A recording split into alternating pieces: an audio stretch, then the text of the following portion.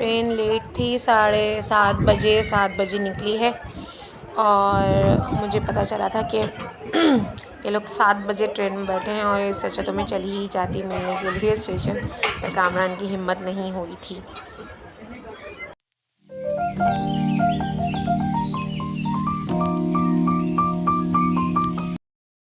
जी अस्सलामु अलैकुम, सब कैसे हैं? अल्हम्दुलिल्लाह मैं बिल्कुल ठीक ठाक। और सुबह के बज रहे हैं 7:08 और कामरान चले गए हैं काम पे अपने।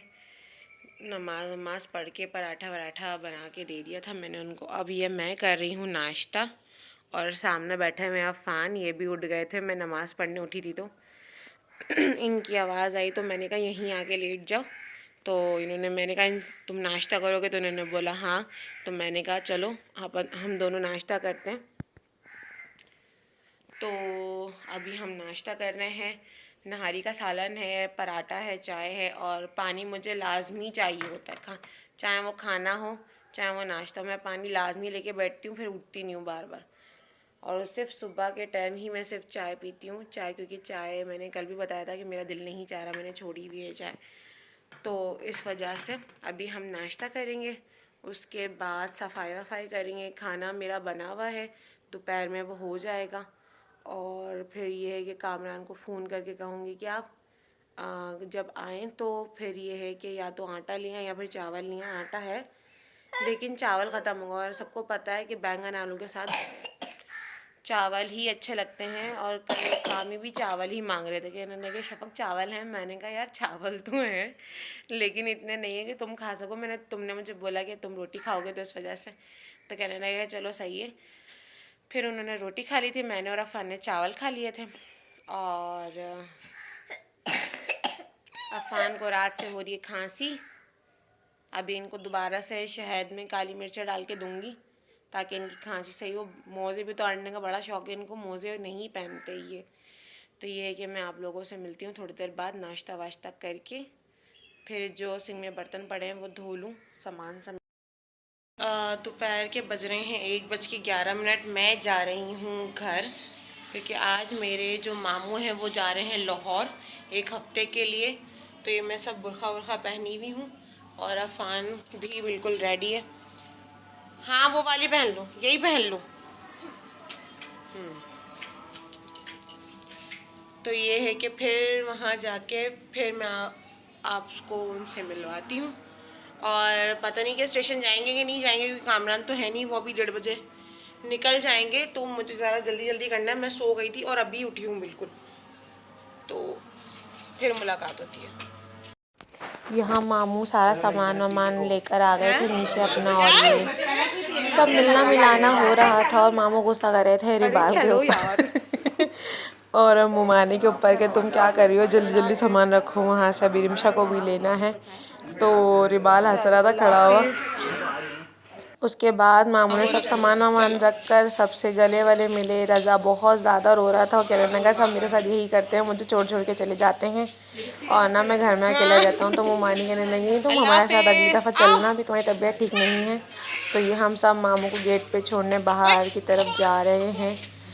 और ये रिबाल, फ़हाद और ये बड़े मामू खड़े हुए हैं, इकबाल मामू, अम्मी, ये अफ़ान साहब बाहर निकलने की कोशिश कर रहे थे। इनको लग रहा था कि ये भी चले जाएंगे बाहर, लेकिन पकड़ लिया बहुत ज़बरदस्ती ने। तो ये सोच रहे थे कि मैं भी जाऊँगा। ये आशिर खड़ा हुआ है और मुमानी भी अपना सामान लेके खड़ी हुई है, क्योंकि ये भी अभी उसमें जाएगा सुजुकी के अंदर। उसके बाद मैंने मुमानी को कहा कि क्या नाम है आप मास्क लगा लेती। तो कहने लगी कि ना मैं वहाँ जाके वैसे भी उतार दूँगी, अभी तो मैं सिर्फ यहाँ की वजह से लगाया हुआ है। तो मैंने कहा चलें सही है।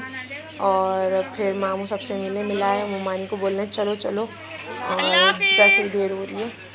तो ये मुमानी अब क्या नाम है सुजुकी में बैठ रही हैं और रिबाल भी खड़ा हुआ है यहाँ पर। रिबाल भी बैठेगा अभी और बड़े मामू शायद इकबाल मामू आगे बैठेंगे और बाकी सब जो आशिर थे और यासिर थे वो सब बाइक पे गए थे स्टेशन। और फिर ये है कि अम्मी को मैंने कहा कि आप घर आ जाइएगा, अभी तो मामू बोले 2 बजे। तो अफ़ान भी कहने लगा कि हाँ मम्मी आप घर आ जाना और ना हमारे साथ घर चलो।